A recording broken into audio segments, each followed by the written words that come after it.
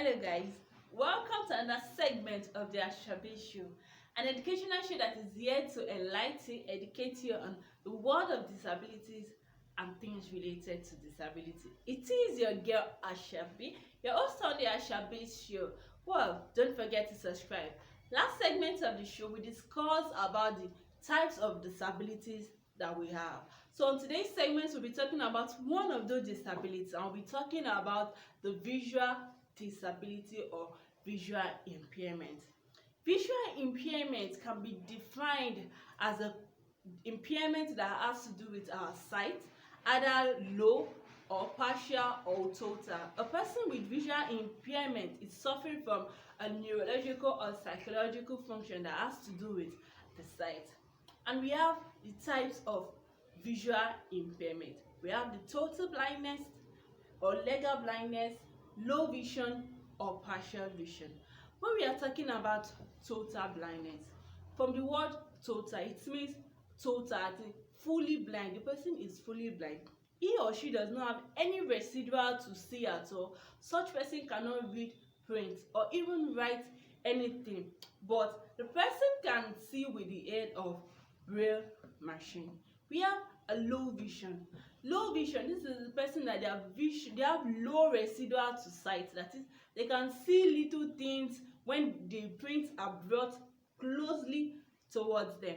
We have the partial sightedness. The partial sightedness are those who have partial vision. That is, they still have some residual. They are not blind. Their residual to see is above low, but they still need help to see. And those are the people that uses glasses. They use glasses to see, either concave or convex lens. And we have error of refractive of this partial sightedness. We have the myopia, which is short-sightedness, hypermetropia, which is long-sightedness, and astigmatism, which is referred to as blur visions. What are the signs that we have to notice for us to know if we are going to be suffering from any form of visual impairment?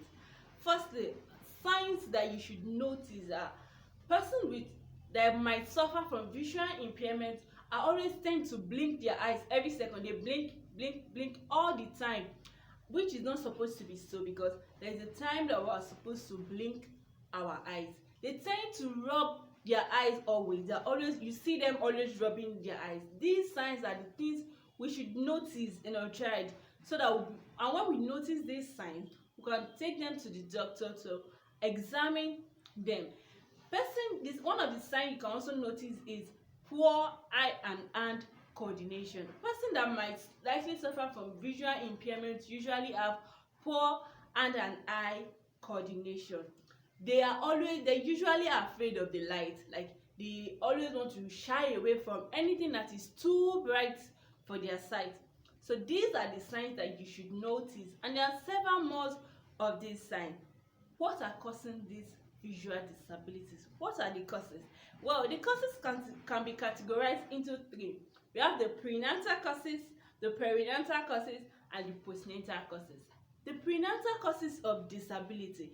These causes occur before even a child is born to the earth. Some of these causes are hereditary. Diseases from the mother, such as rubella, exposure to toxic substances by the mother, they can cause visual disability in the prenatal stage. Then the perinatal stage. The perinatal stage is at the point of delivery, when a child is about to be born.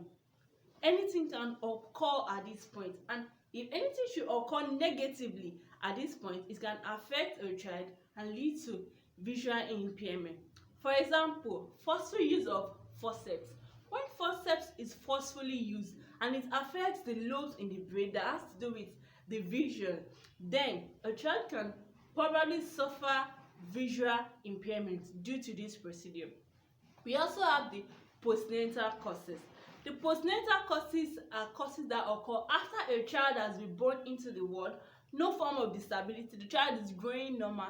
An accident might occur, and when accidents occur, it depends on the severity of this accident and on where the accident have occurred. If the accident affects the eye, there is possibility that a child can suffer from visual impairment.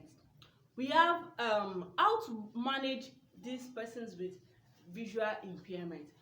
The child is already suffering from visual impairment. How do you manage them? You don't just abandon these children in the house. You lock them up in a room. You don't allow visitors to see them. You don't expose them. Things are better now. Thank God for our special education teacher. The special education, with the help of a special education teacher, a child with visual impairment can be successful in life.